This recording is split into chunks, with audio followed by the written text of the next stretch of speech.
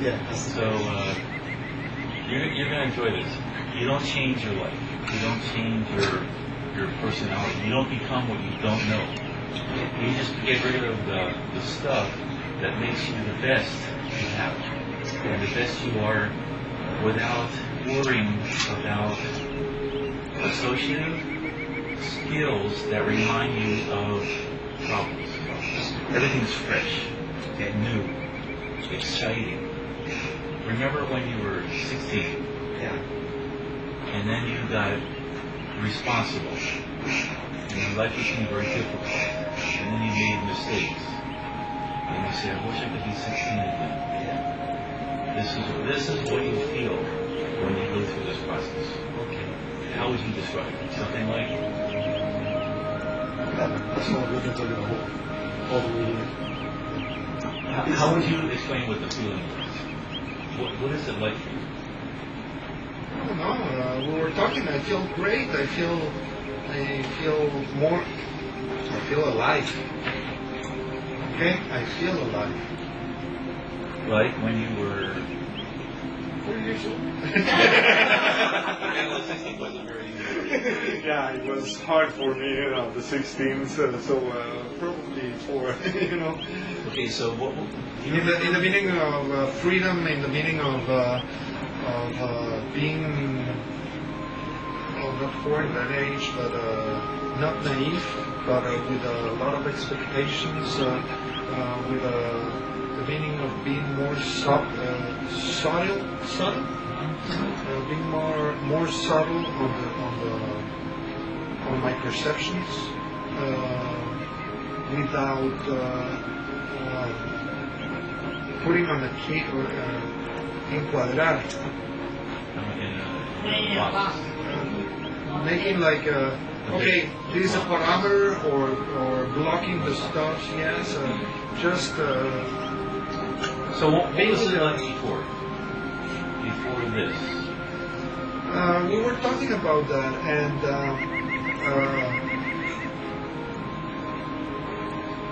it's not my. I realized something today, and I prefer that the other doc says or explain what he felt instead of me, because I know that I have a new life. I feel a new life, but the most important is not what do I feel, because I feel it. It's more important that he says what he's seeing in me. He knew the old Lulu, and right now he knows me. So you don't feel different unless something happens that reminds you of where you were. No, I have different feelings, okay? But I feel like me. It's I have another perception of life. I have another perception of how do I confront the problems, because they don't finish, they're still there, but I see the options, I see the opportunities, and I try to analyze which is the best, and before I didn't do that. I was like drowning into the problem, into the beep, okay, and feeling all that instead of looking at opportunities. And right now I see a bunch of opportunities on each problem, and I try to say, okay, it's the time, it's the moment. For this one, it's going to be the time, the moment for the other one. So sometimes, okay, I have to hurry. Sometimes I have to get in, to put the brakes. I have that, and I feel that. And when did you start feeling this? It should be like after how many sessions?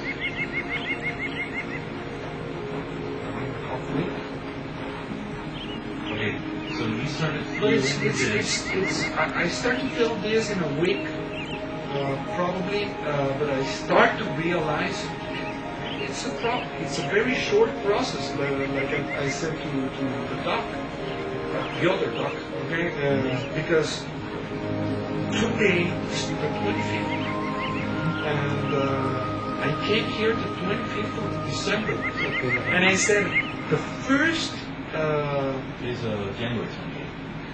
and today is January 25th.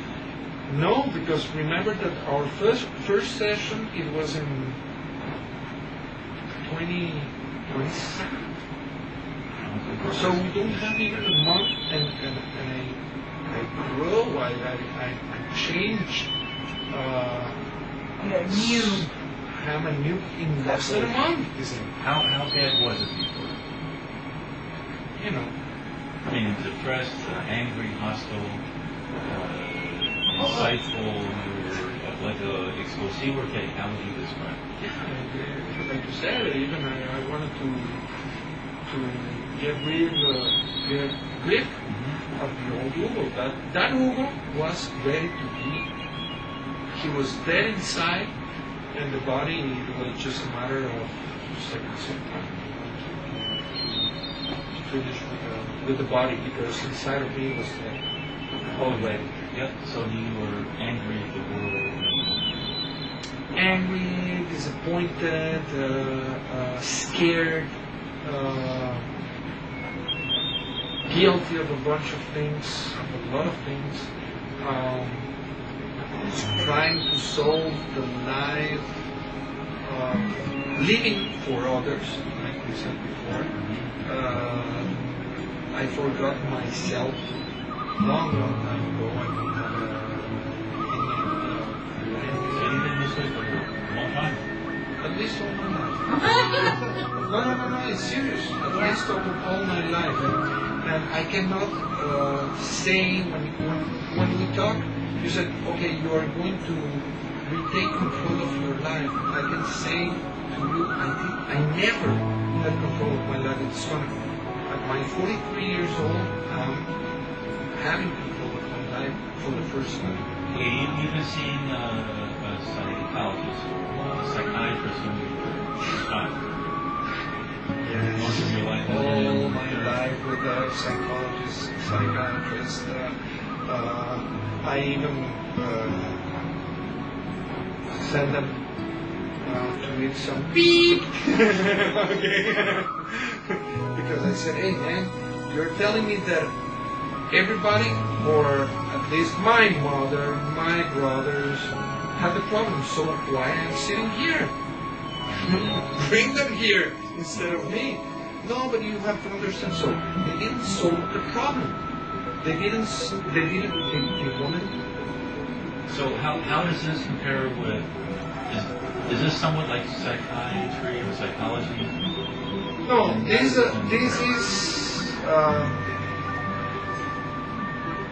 freaky, interesting, wonderful, and freaky, because you have to get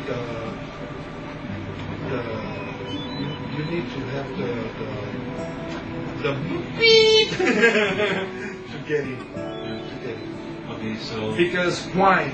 Because it's going to change your appreciation of life, and when you are in the bottom, you get used to getting the bottom.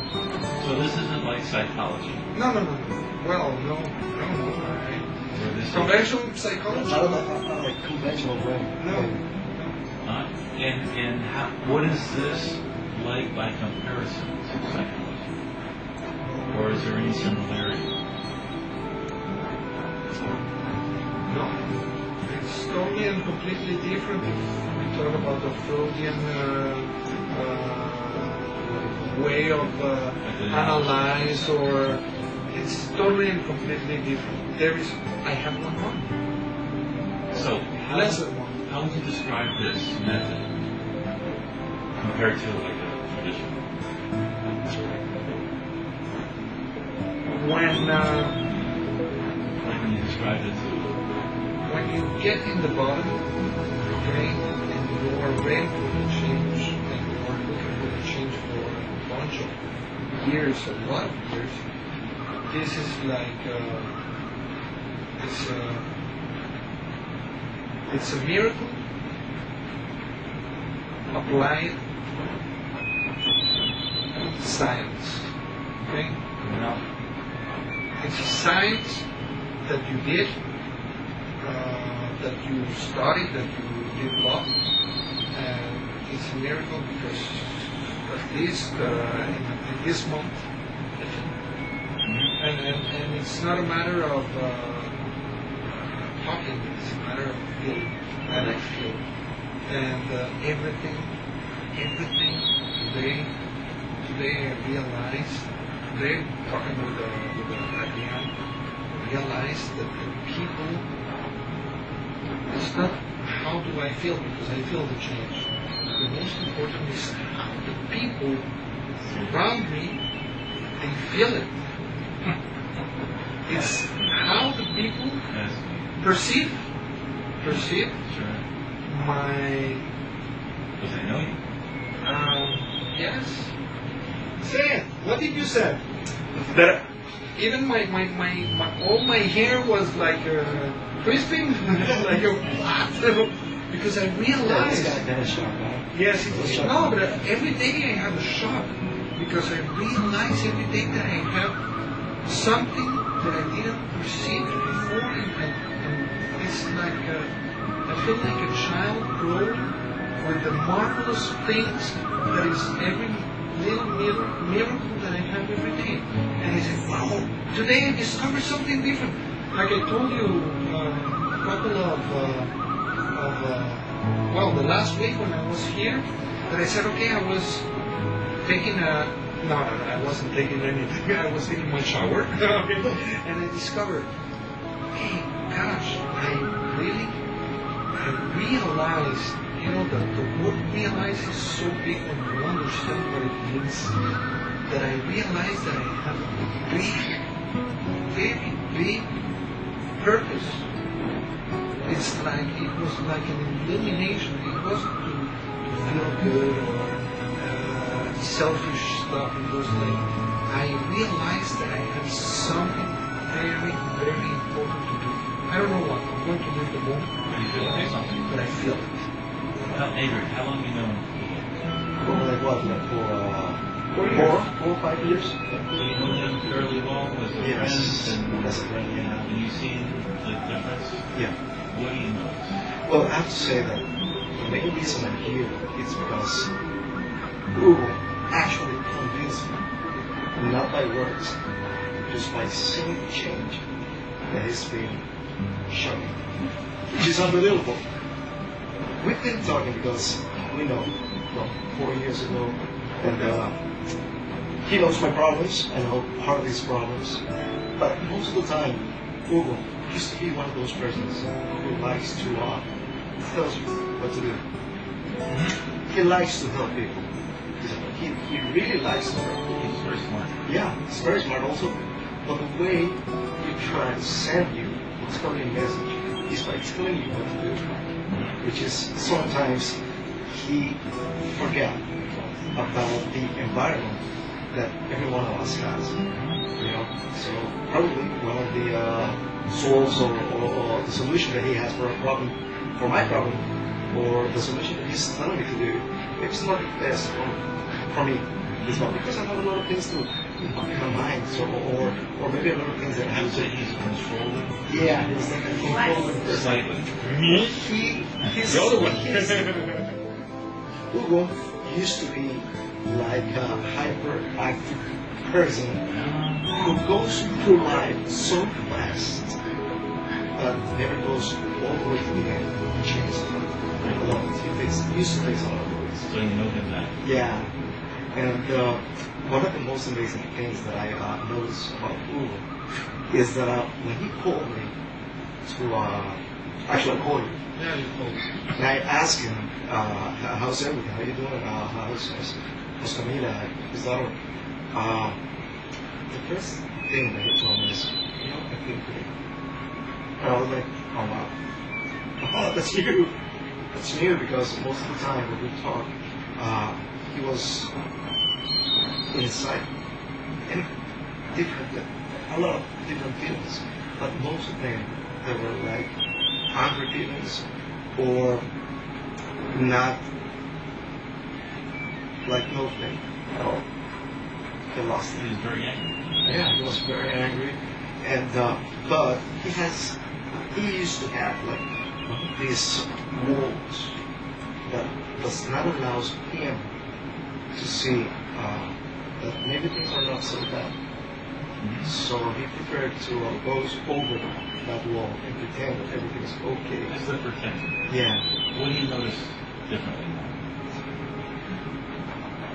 The way he thinks, he is not a slower person, but now he knows details. And as I told you, the reason I'm here is because he didn't tell us about it. He just told me that he's having this great opportunity, a miracle. And he told me, I feel great. It's different. It's freaky. It's freaky. But it's different. I feel great. For the first time in my life, I feel like I'm in control of my life. But the most funny thing is that he didn't tell me to, you should see the doctor, which was amazing because at other moments, believe me, he would tell me, you have to see this doctor. I was like, wow. So you notice, what do you notice? More relaxed person, more analytic person, and sincere person. Now I can see through. And what happened, like today when you were driving here, the things that you noticed differently? What happened? Well, I was in shock about so many things. First of all, he was driving like a normal person. He was driving like a normal person. You see, when he goes through and goes right next to the sign that says you have to go, don't go over 80 kilometers per hour. He sees the sign and he slows down. And I was like, Jesus, it's unbelievable. And I keep looking at the thing in the dash of the car, and he's at 80. Exactly at 80. And I was like, wow. And he told me, did you see that house? Or did you remember the last guy that we passed by? And I'm like, he's looking at us.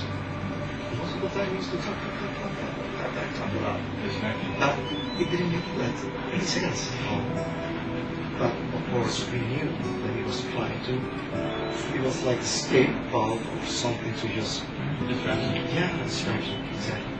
But no, he seems to be more the roots. He is actually, which is the thing that I actually realized today, is different. The difference comes with the thing that is in charge. Like, we talk about today when we saw art, right? And the way he told me that he stand in front of her and the thing that he saw and the conclusion that he had after that meeting really surprised me. He wasn't angry. First of all, he wasn't angry. No reaction. Actually, he was able to say good things about art. Most of the time he was So that if you didn't know him, from speaking with him on the phone, would you recognize him? Not exactly, no. So I would say that he was completely drunk or something. do people change who they are, or do they get better from what they wanted to get rid of, or how would you describe what He didn't change. I mean, it's still Ugo, but he acts different. He acts in a way that makes me think that he's doing something for his own good. Okay. Maybe a person who inhabits a body like Hugo, but it's not really him? No. Because he still has the same energy, he still has the same problems. But what showed me that actually he has a different way to see things or react to things is that he stood in front of the same problems, but he has different comments than the usual comments they used to hear from me, which most of the time used to be negative comments about the situation again. But now things or the comments are positive, which are not negative. It's not angry. In how many sessions? 12 weeks? sessions? Like, how many times a week? 60. Something like that. Okay. And within a month. The 28, 27th, it And was... in the similar process of psychotherapy, how many years do you think it would take? How much time to reach this, if at all possible? Well, I don't know. Depends the people. You can toggle the bull beep, you know. And like we said before, when we use the communication of the words, it's something that you are going to hide a bunch of things, and you have to realize, not with words. We can spend. Look, I've been with a psychiatrist for 7 years, taking Torfanil, I was taking Prozac, I was taking a bunch of medicines, and I was stupid, but I had the same feeling, you know, I had inside the same feeling, and I had always the same questions and angers and anxiety, and I said, okay, why I don't understand what is happening to me? 7 years, a long time. Yes, I'm telling you that that happened. I was like, 21 years old when I started for 7 years, or 19 years old when I came back from States. I don't know, even all the problems that I had been trying to. Okay, what was the black duck? So we have to put all that attention to deviate our problems, and I said, okay, I was taking the problems of everybody, and I said, okay, I don't know, and sometimes I believe that I have them. Okay, right now, for 43 years, and 43 years later, I start to feel me. Okay, and so I cannot tell you when I was in kindergarten, 4 or 5 years old, I went to the first psychologist because I was boring.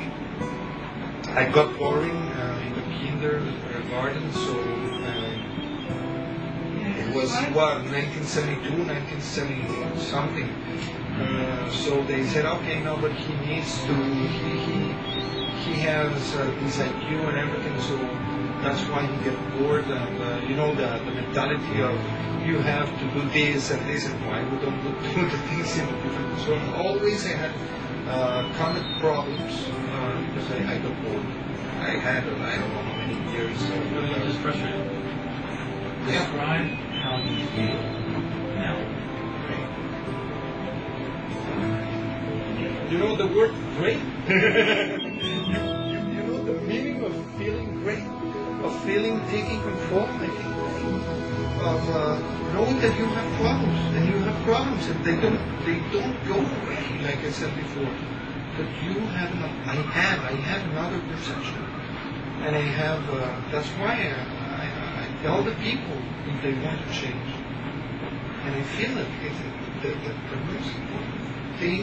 I don't care if the people believe it or not. I feel it. And that's simple.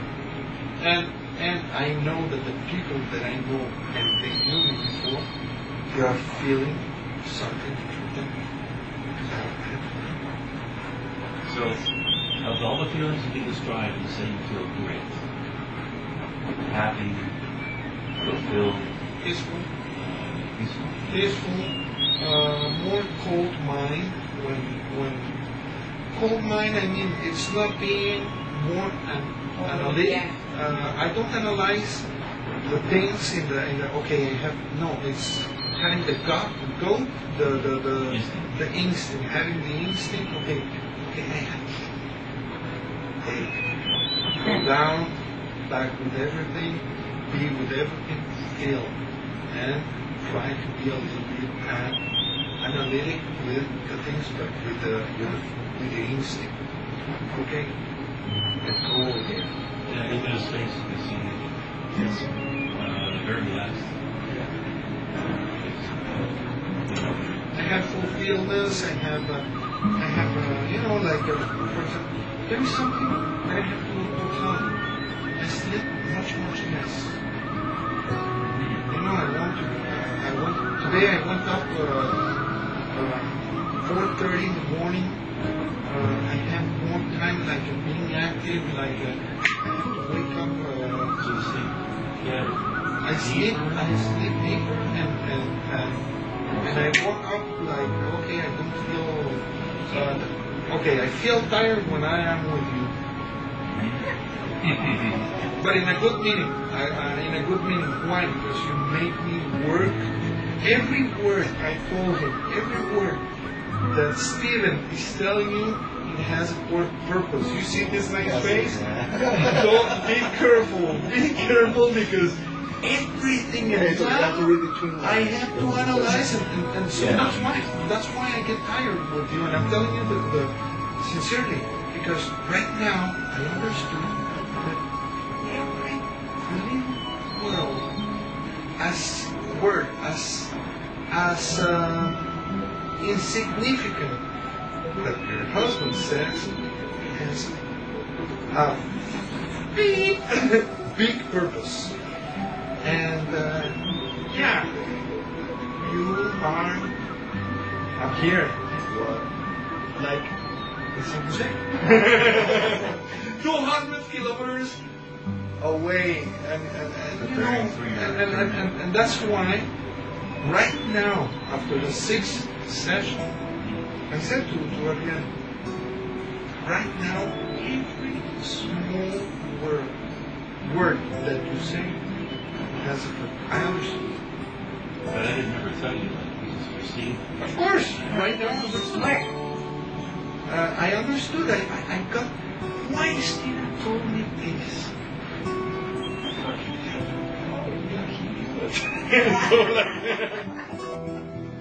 It happened. It happened, and it happened to me in so many ways. That hasn't already. You realize that the things that he told you, and you actually realize the meaning of that. He told me that. Yes, I realized the meaning. He told me that like I don't know how many days before, and he told me what it's doing is true. I don't know why. That's why I was telling Adrian, hey, be aware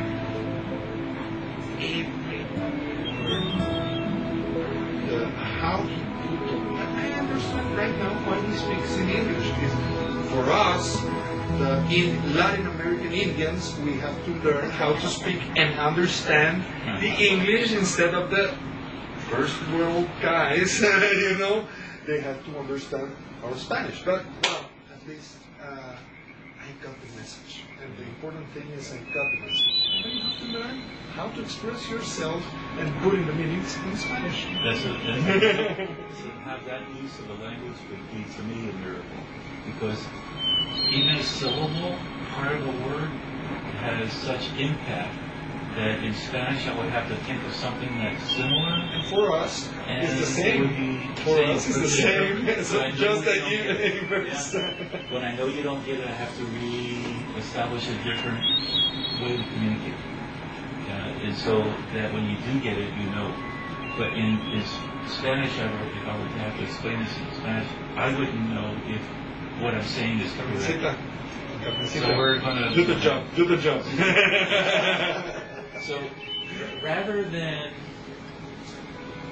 the years that it would take someone to go through a traditional process, if in any results, because most of it is very difficult on both the therapist and the patient.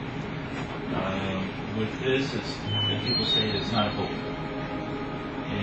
It's not a promise, but it is something that I would call an opportunity. And if you choose to take this opportunity to open a new direction, then from your choice, I can't make you do anything you don't want to, but from your choice in tasting a new something different, which is very different, distinctly different. You choose to either continue in the same direction or you choose not to. So I don't impose anything. I only suggest, like in these little words I say. So, and it's up to you to make a decision. So, you don't go someplace where you're not comfortable. It's very easy, it's like a conversation. You know, you have a, but if I start speaking something that's not comfortable, you can't agree with it. So I have to rephrase in a way where it makes sense to you and it's comfortable. So, I don't have to know about your past.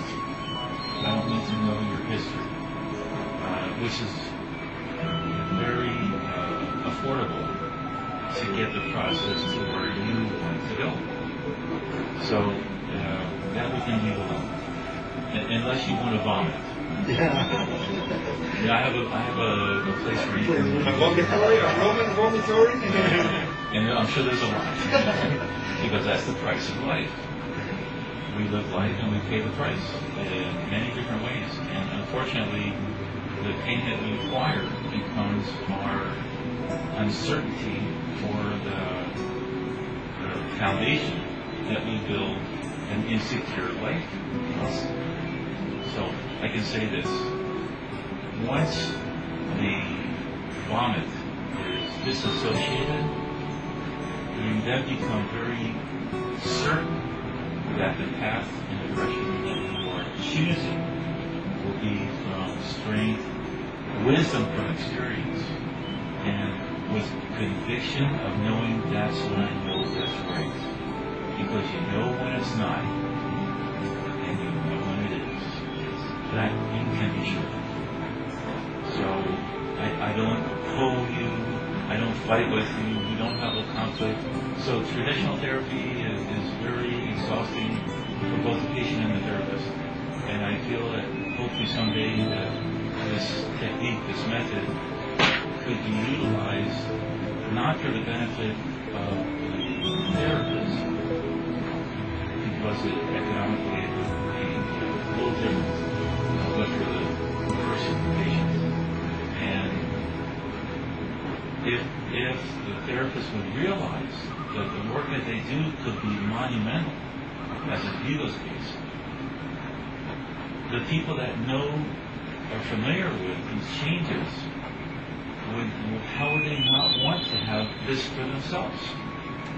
So it's not how long does the process take to find a solution, is how many people potentially that people like Hugo would realize how valuable it is. And that's my philosophy, because if he becomes my voice and shares his experience with people who, like yourself for example, would really appreciate having this opportunity, why not? And you know, it's like chlorine. You know, chlorine's been for 100 years, so why not put something different? Because of the control of the industry, psychology and pharmaceuticals and doctors, they all have basic control for it. You know, they used to put these little insects on you to suck you little things, and that was the solution to being sick. So you know, science has come such a long way, and we are really about 20 or 30 years behind where science should be, because of the suppression and the controls that they prefer having. So, and people know this. But where are there other options? How would somebody know about this? And a lot of people say, if it's that good, why haven't I heard of it?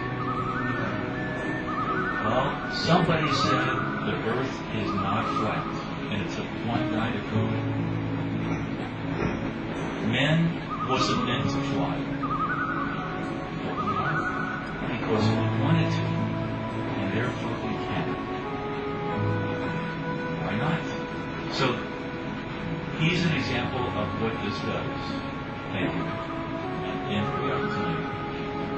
And hopefully that will be the voice to the world in offering this opportunity to people who really, really need it. I mean, if you have one cavity, go to a dentist. Yeah. You know, pay $35 if you get it out. You know, but if your teeth are that bad, you know, and there's not much left.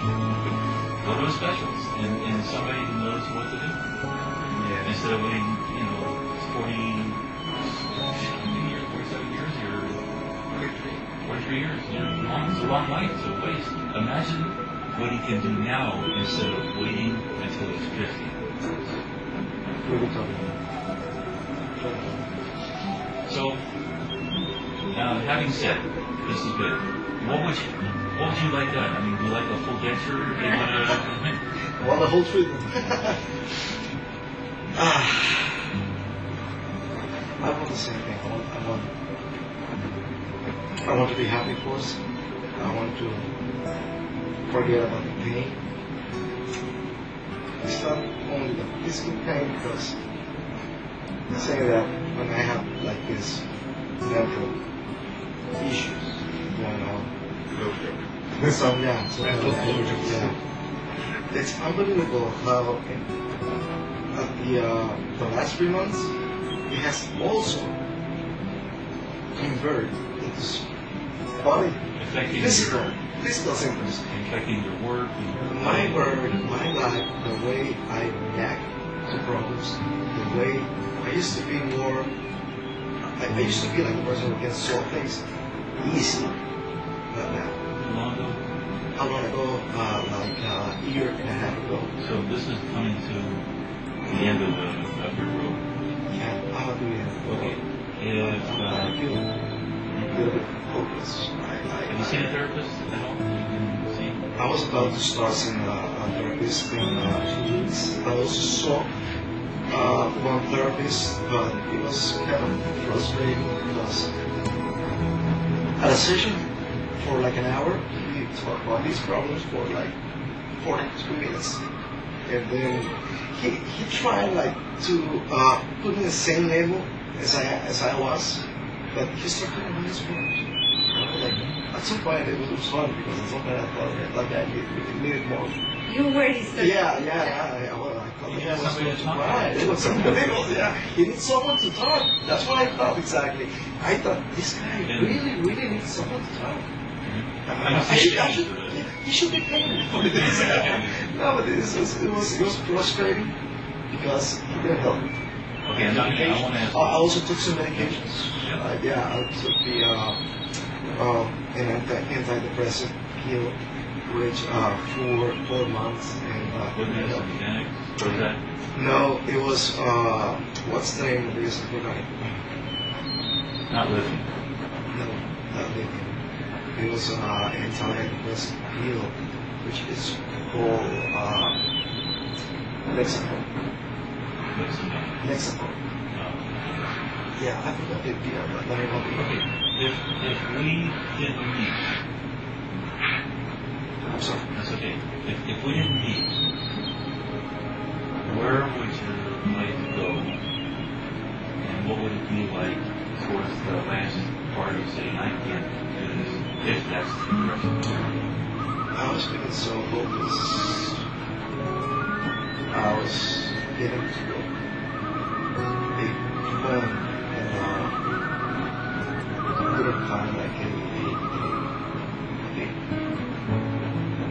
point like any life solution.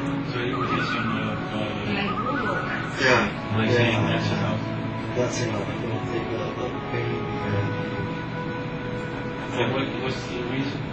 So there's I no solution. got separate from my wife, and I had like a really conflicted relationship. She may not recognize it. I hope so. I hope so. But yeah, I hope so. But a year before we separated, actually, I didn't have any more love to give to her. That doesn't mean that I treated her bad. It's just that I didn't feel like not even having sex.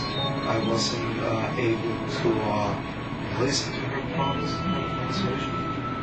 I was trying to just run, but I didn't take the decision because of the love. And she's 2 years and 9 months, and it was so hard for me to be away from her in a really good relationship, which has has also been my worst enemy because he took my daughter away from me. I haven't seen her for like 4 months, and it's been hard. It's really hard, but it has affected me in professional level. I'm a negative person. I feel hopeless. I am so stressed.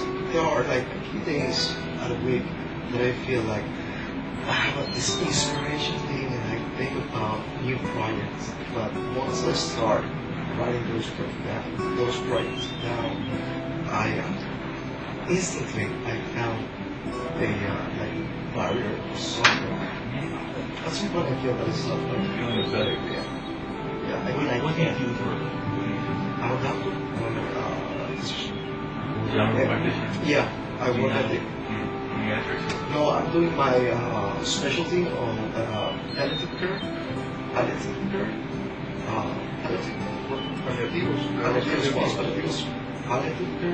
That's okay.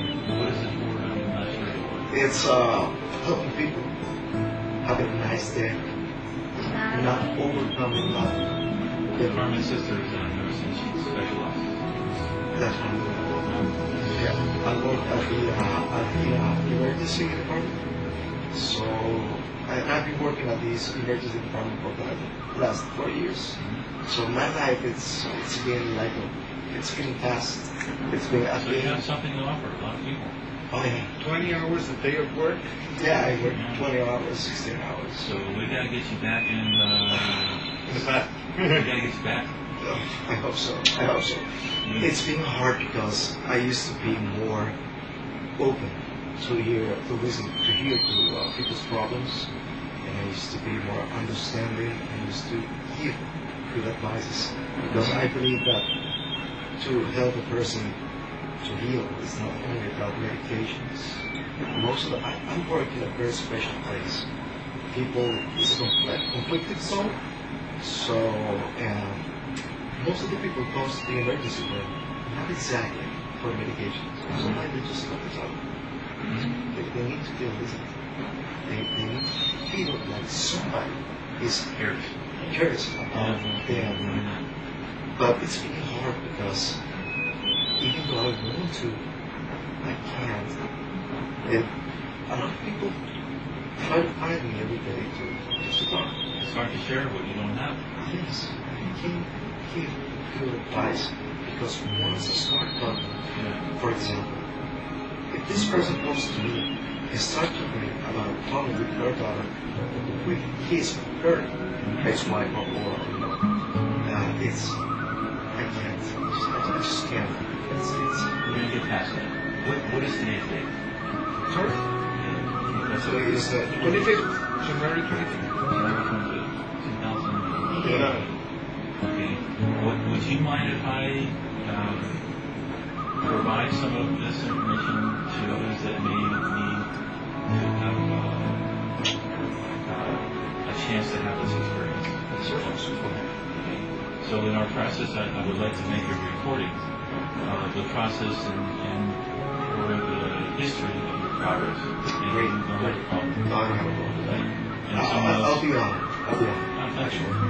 Okay, well, let's see. And if someone else has a similarity that they feel they would like to know more about this, it's okay to share this experience with them. Yes, I can be supportive and you demand it. I'll be more than honored to do that. Okay, can they say hello? Yeah.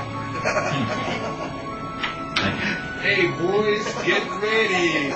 The 440, not 220. Jump the cables! Wiggle on it. Yeah. Okay, just remember once again, what did you do? Cut that, huh? What did you do before we started? What was your occupation?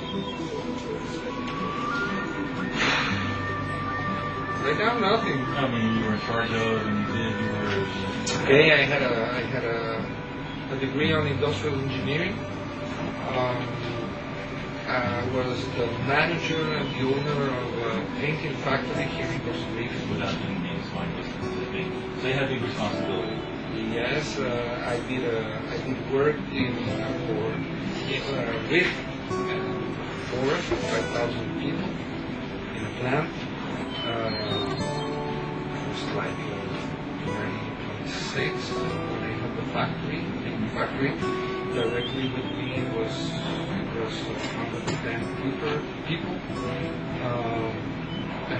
Well, when I was developing my industrial engineering career, I was working in a very huge company with a responsibility of 5,000 persons. So obviously you have a lot of tremendous potential for opportunities to make something worth doing. So whatever you do, you apply a lot of ability to for a productive outcome.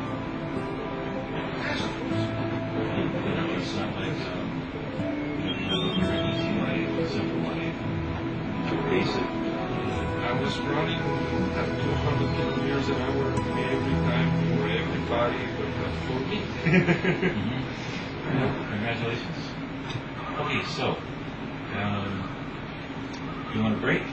Take a little break, or you want to continue with the process? Hey, you're welcome to come out. You're welcome to talk. You feel like you want something to drink? Maybe a glass of water. Can I recommend miracle water? Yep. You want some Nice. No.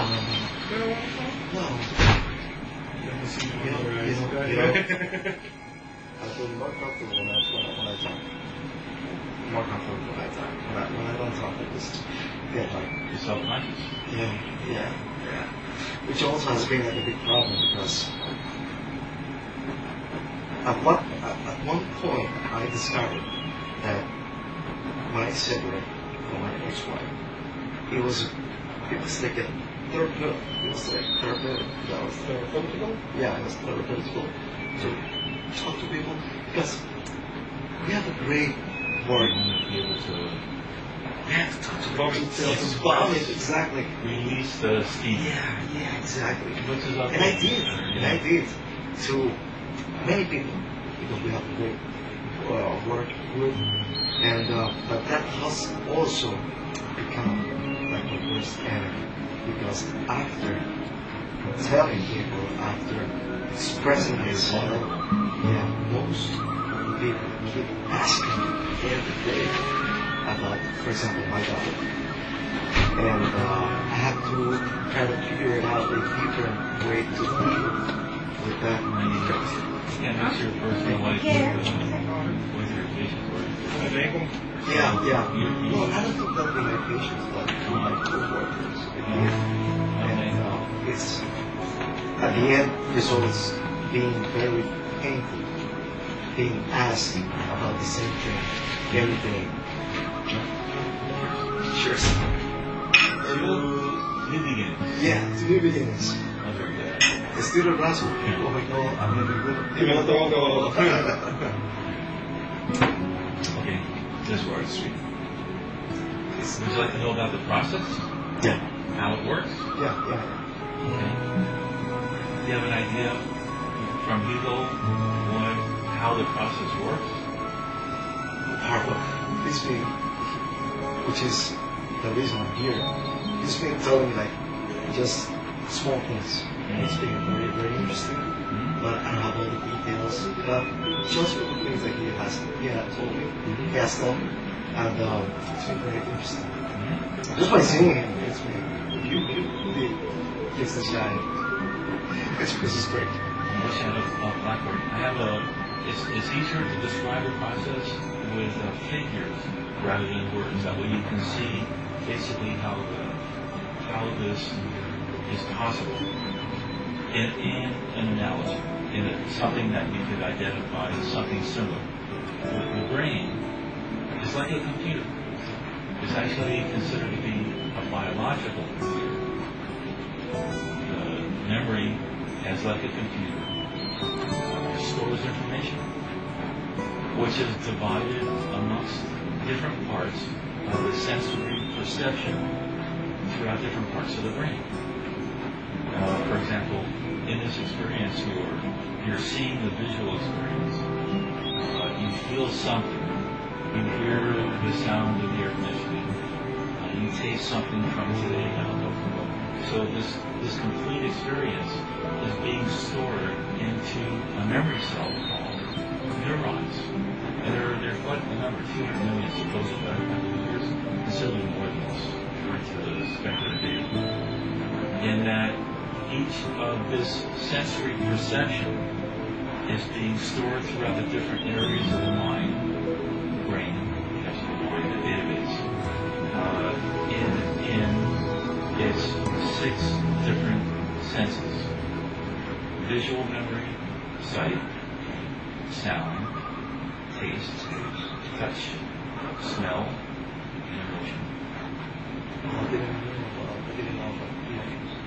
It's another story. Now, when you go back to remember, you would bring up all of these sensory perceptions of a memory, but you would have to collect the data throughout the different parts of the mind. And you'll notice to do that in conversation with someone, that you will notice their eyes shifting in different ways as if they're looking for something to remember what they're trying to say in its entirety within the senses, the 5 and 6 senses: sight, sound, taste, touch, smell, and emotion. And to trigger memory, if it's a long time ago, the eyes would have to move in such drastic area to see that it sends an electrical impulse through the optic nerve into the computer control center, we call the corpus callosum, to send a signal to the different parts of the brain to recall what it is that you're trying to remember. And you'll notice that what happens when people speak. So, for example, in Hugo, what time did you get up this morning? Watch his eyes. Just watch what he does. 4:30. Yeah. And the first thing you did when you got up, I went to pick Nina Smith. Okay, you notice that you're looking away to think of something, and then when you express it, you look at it. So what happens is you look away. A person will look away to try to think or remember something, and then when they collected the data, synthesizing the data, they would express it by looking at you. They'll say, I think I remember, and when I went to, and then they'll tell you. But you always see them looking. And what they're doing is triggering an electrical impulse into the brain to look for different parts of the data that relate to what they want to say, express. Yesterday morning, how did you feel when you woke up? What time did you wake up yesterday? How did you feel? And you notice you're looking down. Yeah, I was depressed. Good. And what did you do when you first got up? Actually, yeah. Down. And when you're looking down, are you right-handed or left-handed? Right. Okay, right-handed. So first you were looking down, kind of like not feeling so good, didn't feel. And then when you were visualizing, you start looking up. So, for example, the 6 divisions of the mind is visual memory, is sight, visual. Sound is lateral. Taste is point center down. Smell is point center. And taste is center down. Emotion is obviously down. Looking down. Depending on the person's right hand ability or left hand, they will remember in the logistic part of the brain, the stored memory, rather than the fabricated or the emotional imaginative.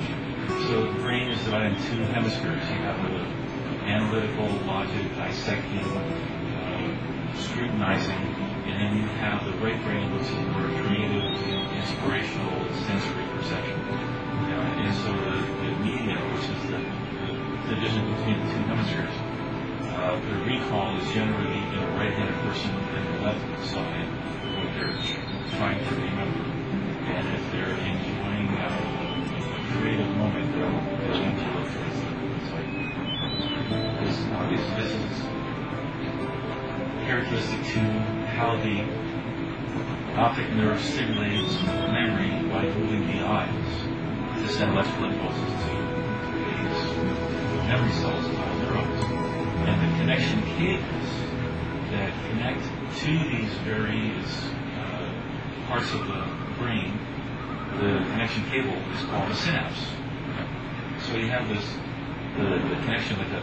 I'll connect you, and they connect to a memory. The connection point is called the dendrite.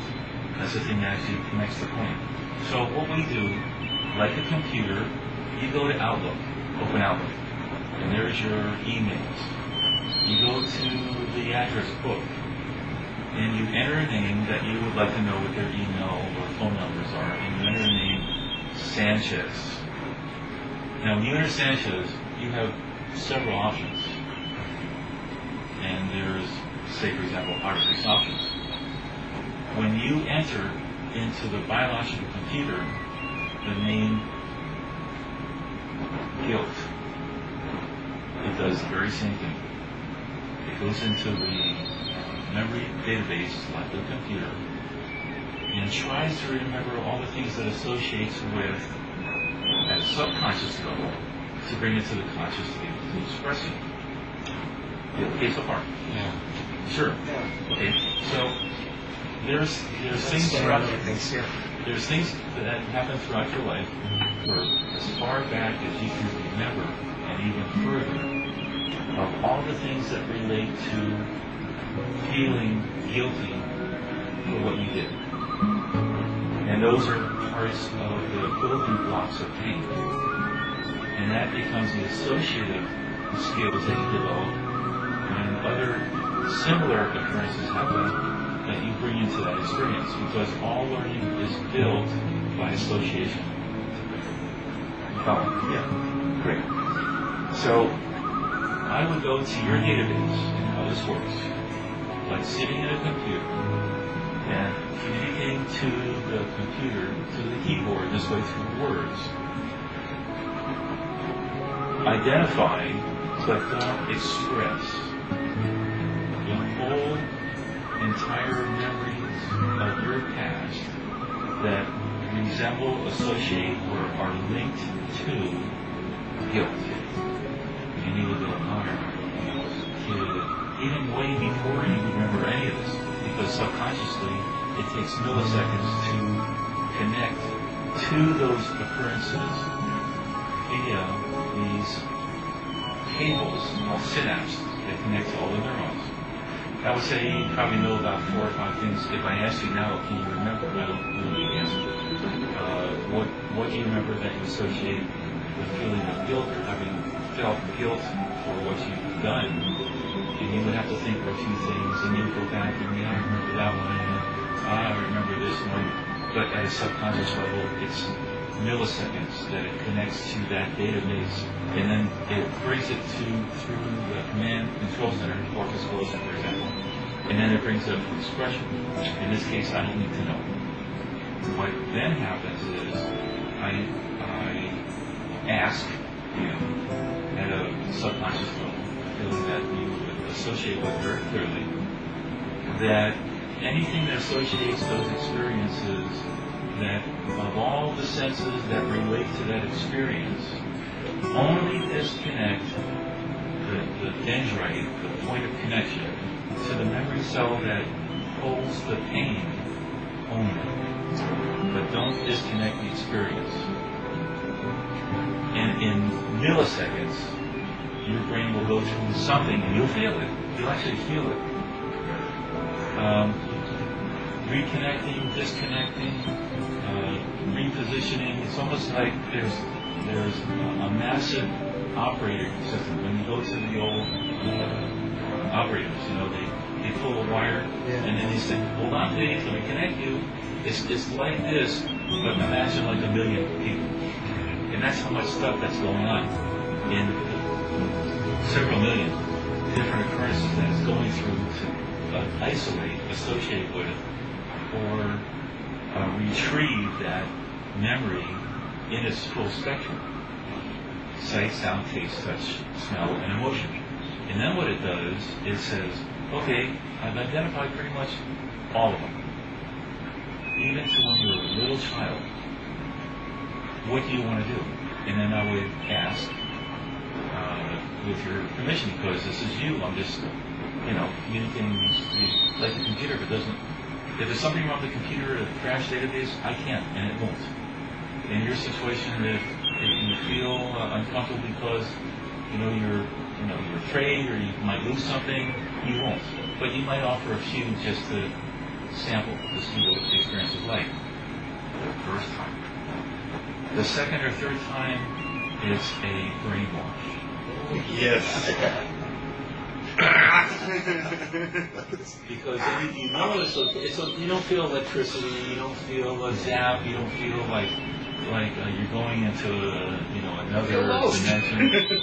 But what you do notice is something that happens at a biological level, that something changes with your perception because of all the things that happen are no longer related to pain. You remember everything, but you don't feel pain. But I remember the headache. The head, no, this is physical, but not emotional. And it lasts for a few hours. So, going back to the beginning, which is the first experience. The first experience is just to show you, like a dentist. Actually, a good dentist, what he'll do is he'll say, okay, this is what we discovered. You have a problem with one of your molars. And it's not as a root canal, but this is what we have to do. We're going to do a major cleaning, and we're going to do it. He explains what he does. And then he does what he explained. And when he finishes, he says, well, we did what we did. What I did. And you should feel a lot better. And this process is basically the same thing. I explain what I'm going to do, and then it's, okay, you sure? And they'll take a little bit of Novocaine every minute, and then let me know if you don't feel, and if you don't feel, then we go and we start the work. So you say, ooh, then we go in a little deeper. Okay. The deeper is the feeling of being emotionally anesthetized, where you just, you're in a euphoria, like being inebriated. Before you go into surgery, just before you drop in, you got and then you're like, yeah, you don't go.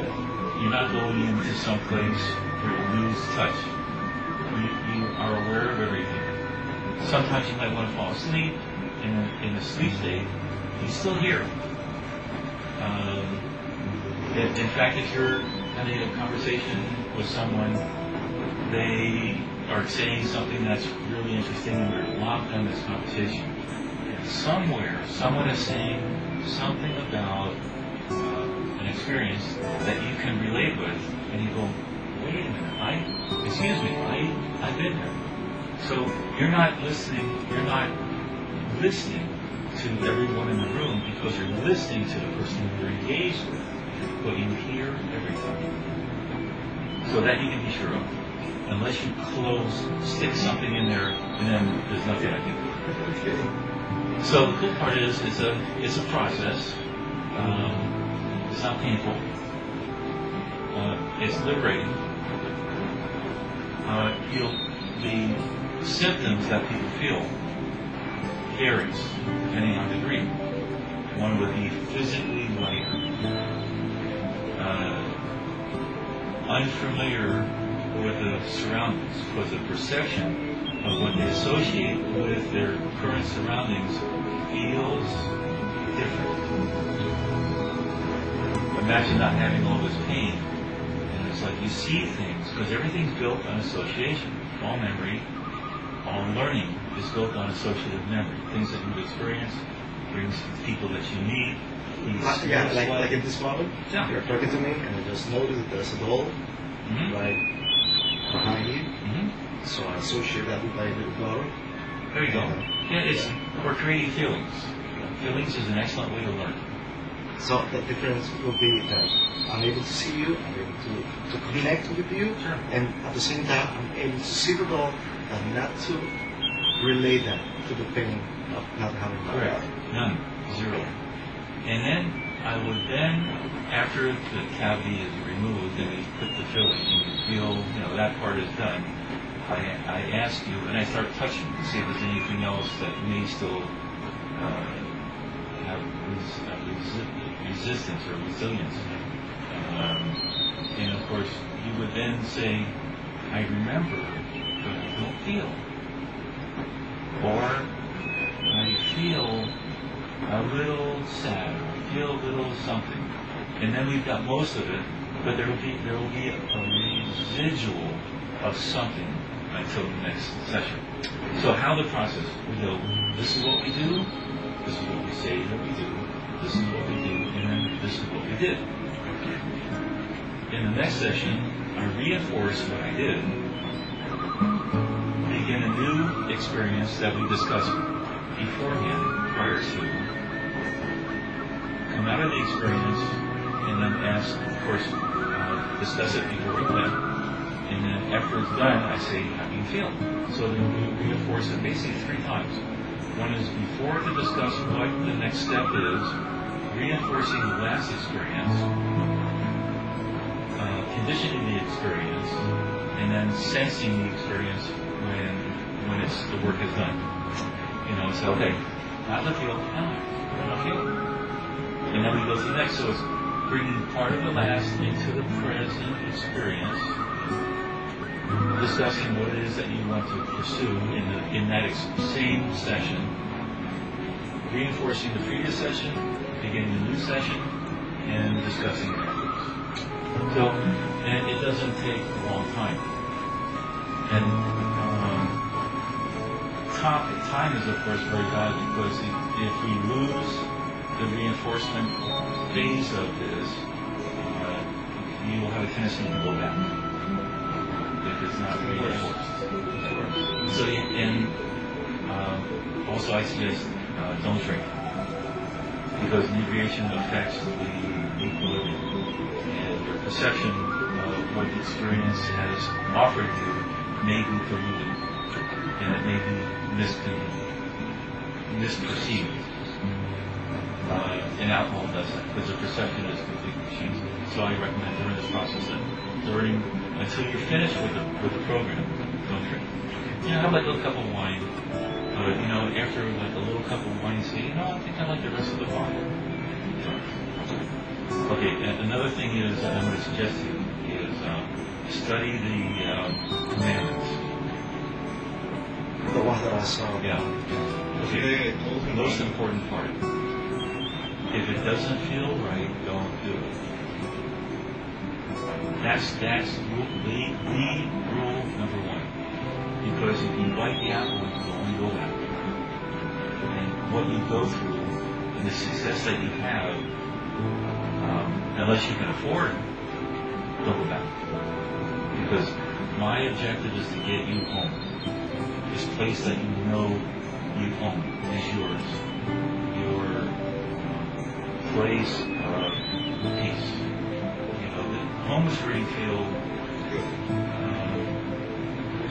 comfortable. Okay, so now you don't, because you're not quite home. But once you find that, you'll own it. And the only compromise that you'll experience is doing something that you know you should. And just don't. So that's 2 rules. One is, if it doesn't feel right, don't do it.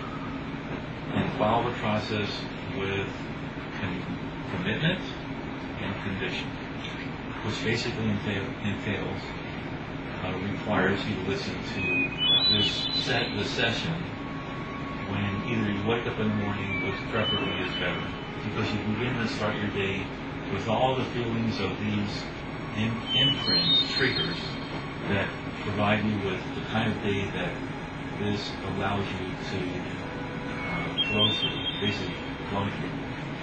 And the option is, if you have a hard time sleeping, you can turn on the same reinforcement voice tape, and it lulls you into a nice sleep.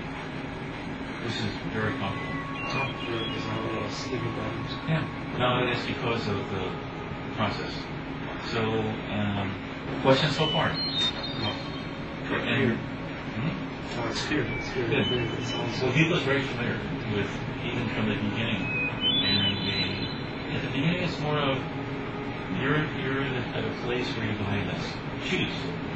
And it not only has shoes, but it has a suit of clothing, this is the Giorgio Armani of life. And we're inviting you into our story. Ours being yours and mine, because you're not just a customer, you're part owner. Because every customer becomes part owner in that aspect of life. So rather than giving you a full set of Armanis, because you don't know, because you're not sure if you're going to have to wear this thing, you can't get it off, so we're going to try some shoes. So we have a pair of shoes that you like the style, it looks interesting. Once you put them on, and you begin to feel what these shoes feel like, it's like hush puppies of the world. You're going to be walking around in these soft, comfortable, and you don't want to take them off. For the first day. The second day, you forget what they felt like. So the reinforcement is very important. And so the process is, we're going to identify at a subconscious level all the things that associate with different categories of pain. For example, guilt, hate, anger, resentment, sadness, sorrow, bereavement, hostility, loss, etc., etc., etc. And all those experiences that you have done, have been a part of, or partaken in your life, are those things that associate with what these words resemble from your history. And then we're going to, by category, have a database go through each, collect all the things associated with all these categories of pain, put them in a place where it says, okay, do I print? Do you want it on the screen? What do you want to do? And we're going to say erase, disconnect, dissolve, however you want to talk to a computer.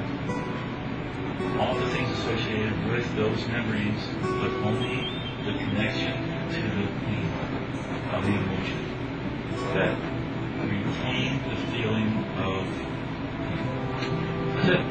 But the memories will remain. In some cases, which are very, very severe, for example, people have been raped, very dramatic. It was a terrible thing to happen, and they want to forget everything. So we can do that. In your case, it's not necessary, but in extreme cases, not only is it possible, it is a benefit to the person to forget that aspect of it.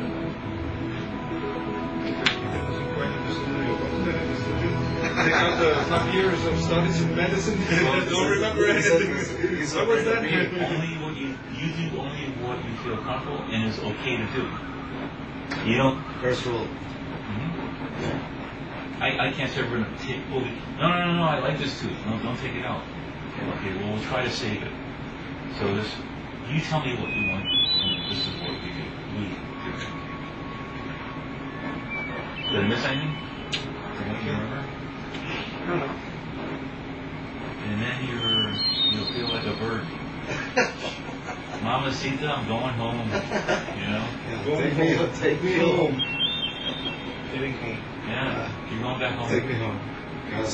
That's what it is. Because you feel like you're going home. And you know what it is. You know it because you had it. It's just not lost. An aspect of a dimension of another reality that provides this experience with some people call it like a miracle. It's whatever the source of this energy comes from, whatever it is that you connect to, that's what you utilize as a part of your inspiration. Because what we do is we go to this place and you feel you're a part of that source. Can you describe it that way? Yeah, and heck, it's a big boss. Like you're part Dios, of Allah, Yahweh, whatever the name is. It's not a religion. No, it's not. When you put the name, you're using the essence of the big source, the big, Like nature. the thing, the big force. You know, you see everything so differently. You feel the energy of life. You know, you see these huge, massive trees, and you imagine 400 years, 200 years, what they have experienced before I was here. Yo quedé así como un cilindro. Sorry. That's okay, yeah. I was in one cylinder, you know, like. But you have to feel it. I think that when you speak, it hears nice, but when you feel it, it feels incredible. Okay, so even the colors, everything. When touching the trees and watching the trees and breathing the air, everything. That it happened in my first experience. Instrumentation is quite dramatic. Hey, yes, that was the word. Yo estaba desorientado, man. Tú me hablabas, you were talking, and I didn't get it. I couldn't relate. I had to say to everybody, hey guys. You know, like everybody was just.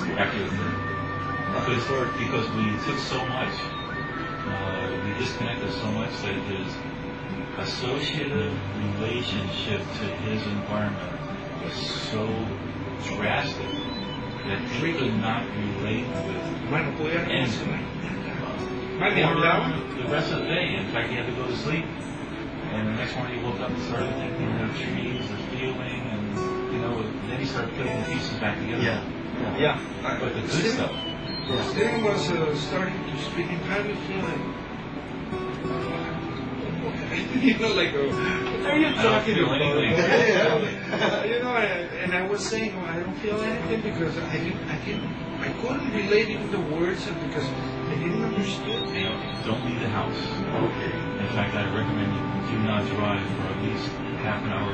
At that time, I couldn't even go out the house, you know. Cuando me hizo el trabajo, no, cuando se fue del baño, yo no me pude conectar. Y te lo juro, chica, no había entendido. No había entendido hasta que me pasó yo en una época. Jamás hubiera podido ni agarrar un carro ni salir. Yo estaba en el garaje. So he said a little clearer. That's one of the best. Yeah, one of the best. No hubiera podido manejar. You couldn't drive a car. No, de hecho yo salía al garaje y yo decía, You went out of the house. You ran out of the garage and it was like... You can't imagine.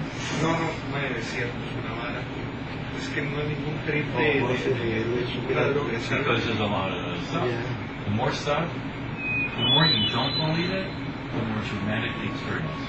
The more garbage you got that you've been holding on to, it'll be like a mind, there's a guy on TV, like a mind trip. Because it just changes. It changes everything, except the good stuff. You know from, it's like going back to being born again. You feel like you're being born again into a new life. Like a reborn. Something like that, so you see So that's the possibilities. The more you want it, the harder it is to get it. So don't try.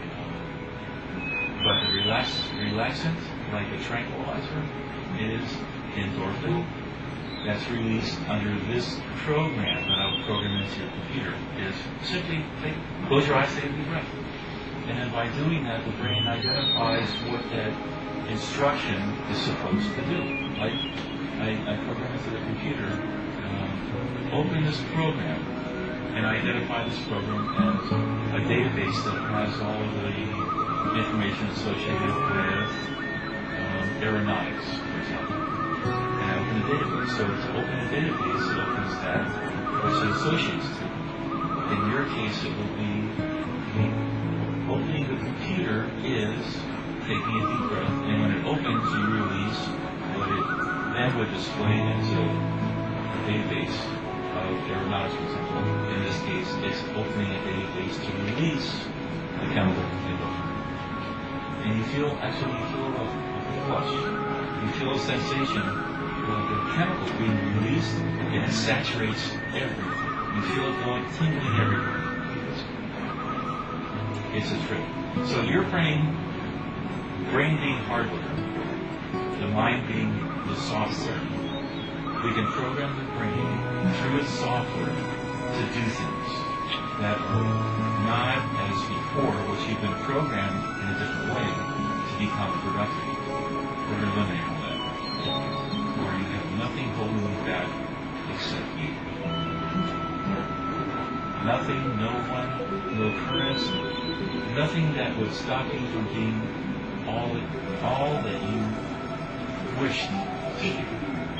And how you feel, how you speak, how you relate, how you walk, how you act, who you are. Every aspect. Without this, Wage monkey. So that's how it works.